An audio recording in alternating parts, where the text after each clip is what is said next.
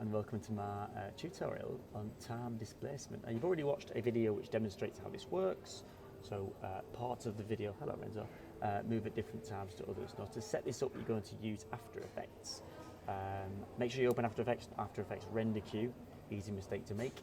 And then when you're actually filming this, if you film it with a with a high frame rate, it gets better. And if me and Jason move nice and slowly, the video is better the smoother and slower you move. I think I look better like this. I think it's Jason looks. You look normal, Jason. I wonder what's going on. Right, okay, so let's get straight into it, shall we? Now I've been waffling. Right, so this is what After Effects will look like when you open it. Now I've dragged in the examples that I've got here. I've tried to make this as easy as possible. If you want to do it the hard way, let me know. So what I'm going to do is I'm going to just move my microphone down for a second. Zoom in over on this side. So once I've dragged in, just like you would do in Premiere, you just drag your footage into this section here where it says Project. Okay, then I've got my mouse is dancing all over the place. Your video footage, and what I'm going to do is I'm going to drag that down to create a new composition. So I'm going to take this from here, drag it down to this box just there, it's the third one across, and let go, and then it creates my timeline for me. So I've got my video file and it's going to play across. Now just a quick point, After Effects is very intensive on the computer, so to make life a bit easier on playback, I have it set to quarter speed on playback just to make it a little bit easier on the computer. And now that's in, so I can press spacebar and play my footage, and I can also then obviously just watch it. But I want to make it a bit more exciting than that. So what I'm going to do is I'm going to add time displacement. So on the Effects tab over here, I can click. My mouse really doesn't like it when I zoom in, so I'm going to click Effects. I'm going to just type in time, and then we want time displacement, not time difference, time displacement. And just like you would in Premiere, I'm going to drag that onto my clip, and the effect has been added. Now you'll notice that the box up at the top left has now changed. We're on Effects Controls. Alongside that is the project, so I can go just like you would do in Premiere to Project or Effects Controls. So this will actually have the effect applied to it already. Okay, so I can press the space bar and I can see me sort of part there and part not, and it's a bit bonkers. It looks quite cool though. Again, music videos, really exciting opportunity to go crazy with effects and stuff like that. So this works really quite well. So what I want to do now is I want to tell it how to sort of map the time. So this is where we're going to use a gradient. So I'm going to go back to my little project in the top left hand side. Okay, and I've made some ones for you. So there's a simple gradient one.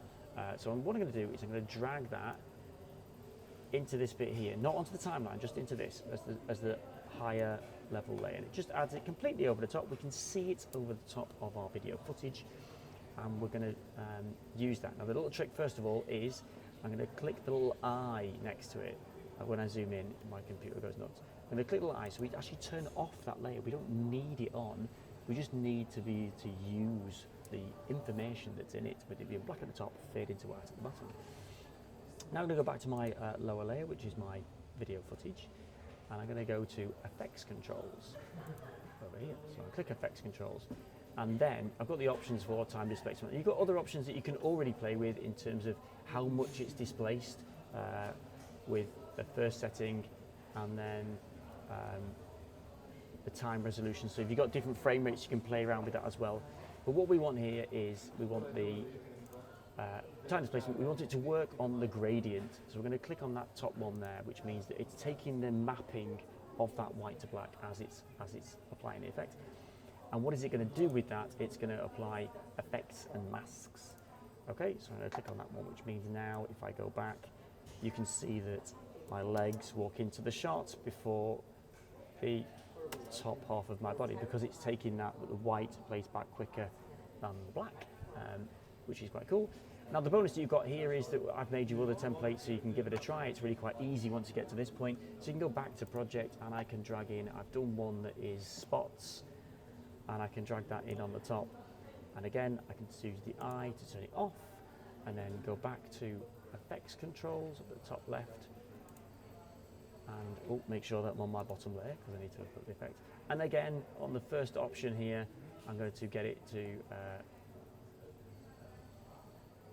work on that top layer, which is its spots. So it's got black and white spots. So again, if I play it now, you can see that the black and white spots tend to change how it starts playing back with After Effects struggling with playing back different parts of it.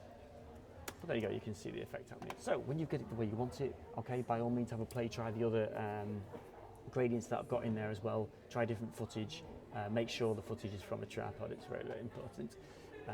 And once that is done, you're going to go to File up at the top. I know you can't actually see File from this recording, but it is as your usual, File, Export, and then Add to Adobe Media Encoder Q. Okay, this is the easiest way to export in Adobe After Effects. It takes a second because it's got to load up another piece of software to export this. Well, basically, if you do this, it's all set up, ready to go, and you just tell it where to save it to. So maybe I could sing a song for you while I'm waiting, or I could just jump back to talking to you like this. Hello, are you okay? Should we see when it's ready? Renzo's wandering around in the background. COVID safe stuff over there. Let's just see if it's ready now, shall we? Oh, hang on, there it is. There we go. Right, so render queue, that was the one I did earlier. I'll just delete that. So it's on the top, and what I'm going to do is just double click this, just the same as you do in Adobe Premiere. It's already on H.264, those magic letters and numbers. Double click that, and I'm going to give it a name and a location, Command and D for the desktop as a shortcut. Save, and then I would just press the little play icon, and it would export it. And hopefully looking awesome. It might take a while to export because it's very process intensive, which is very intensive, like how thick my neck is right now. But I hope that's helpful. Give it a try. If you're struggling, just rewind the tutorial, play it back because it is a tricky one to do. But try and follow that order that we did it and enjoy. Create something absolutely amazing. I look forward to watching them.